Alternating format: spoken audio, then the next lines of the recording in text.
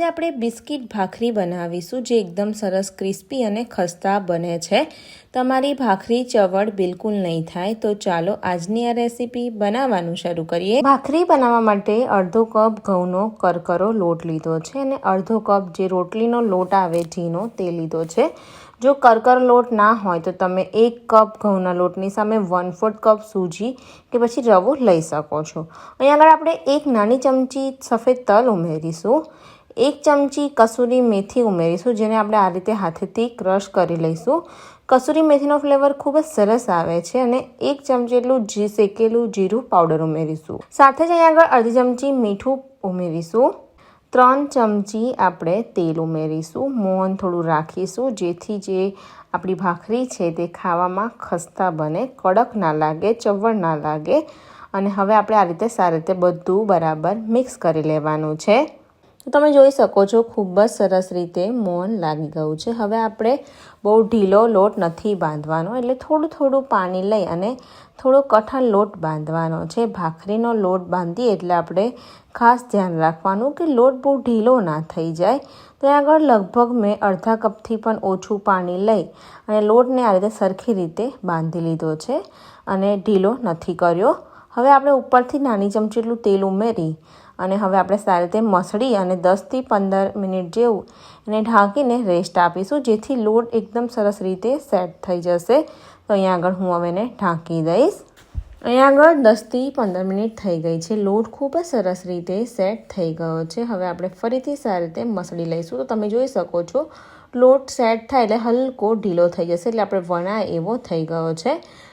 એકવાર સારી રીતે મસળી લઈએ જેથી ખૂબ જ સરસ રીતે મુલાયમ થઈ જાય। અહીંયા આગળ આપણે 2 મીડિયમ સાઇઝના મોટા મોટા લુવા કરીશું અને એમાંથી જ આપણે ભાખરી બનાવી લઈશું।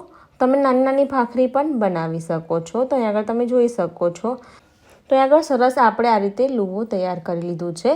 ચાલો તો હવે આપણે વણી લઈએ। આ લોટમાં કોરા લોટની જરૂર નહીં પડે, પણ જો તમને એવું લાગે કે નથી વણાતું તો તમે થોડો કોરો લોટ લઈ શકો છો। તો આ રીતે થોડીક જાડી આપણે મોટી ભાખરી બનાવી દઈશું। તો અહીંયા આગળ તમે જોઈ શકો છો સરસ આ રીતે ભાખરી બનાય પછી આપણે આ રીતે એક નાની વાડકી કે પછી તમારી પાસે જે પણ કોઈ રાઉન્ડ શેપનું કટર હોય તે લઈ અને એક સરખા ભાગમાં આપણે ભાખરીને કટ કરી અને આટલી થિકનેસ રાખવાની છે।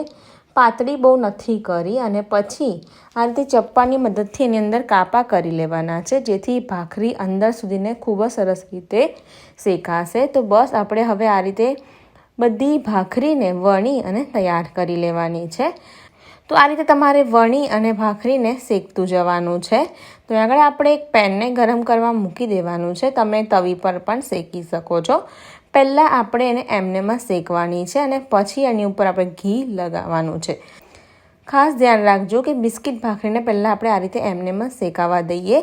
તો આ રીતે હલકી હલકી શેકાવા માંડે એટલે એને આપણે પલટાવી લેવાની છે અને સરખી રીતે પ્રેસ કરી અને એને શેકાવા દેવાની। સરસ કલર આવી જશે ત્યાં સુધીને, સરસ આપણો ગોલ્ડન કલર આવી જાય ત્યાં સુધીને આ રીતે પ્રેસ કરી અને એક એક કરી અને ભાખરીને શેકાવા દેવાની છે। તમે એક મોટી ભાખરી મીડિયમ સાઇઝની બનાવીને પણ શેકી શકો છો। તમે જોઈ શકો છો એનો સરસ છાંટ કલર આવવા માંડ્યો છે। તો બાળકોને આ રીતે ભાખરી તમે ટિફિન બોક્સમાં આપી શકો છો અને આરામથી તમે આ ભાખરીને 15 થી 20 દિવસ સુધીને સ્ટોર કરી શકો છો। તો આવી રીતે સરસ ભાખરી શેકાઈ ગઈ છે, તમે જોઈ શકો છો એકદમ સરસ આ ક્રિસ્પી થઈ ગઈ છે। હવે એની અંદર આપણે ઘી આ રીતે લગાવી દેવાનું છે। ઘી લગાવી અને પછી આપણે ફરીથી એને શેકવાનું છે। તો આ રીતે તમારે એને સરસ પ્રેસ કરીને ફરીથી 1 થી 2 મિનિટ જેવું શેકાવા દેવાનું, એટલે જે ઘીનો ફ્લેવર છે તે એની અંદર આવી જશે। તો તમે જોઈ શકો છો ખૂબ જ સરસ રીતે આપણી આ નાસ્તા માટેની ભાખરી બનીને તૈયાર થઈ ગઈ છે। તો છે ને એકદમ ક્રિસ્પી અને ક્રન્ચી, ખાવામાં ખસ્તા આપણી આ બધી ભાખરી શેકાઈ ગઈ છે। તમે જોઈ શકો છો એકદમ સરસ ક્રિસ્પી બની છે। તમે પણ આ રીતે બનાવશો તો તમારી ભાખરી એકદમ સરસ ક્રિસ્પી બનશે, ચવડ બિલકુલ નહીં થાય। તમને જો મારો વિડીયો ગમ્યો હોય તો લાઇક અને શેર કરી અમારી યુટ્યુબ ચેનલને સબસ્ક્રાઈબ કરવાનું બિલકુલ ના ભૂલતા। મળીશું એક આવી જ નવી રેસીપી સાથે, ત્યાં સુધીને આવજો।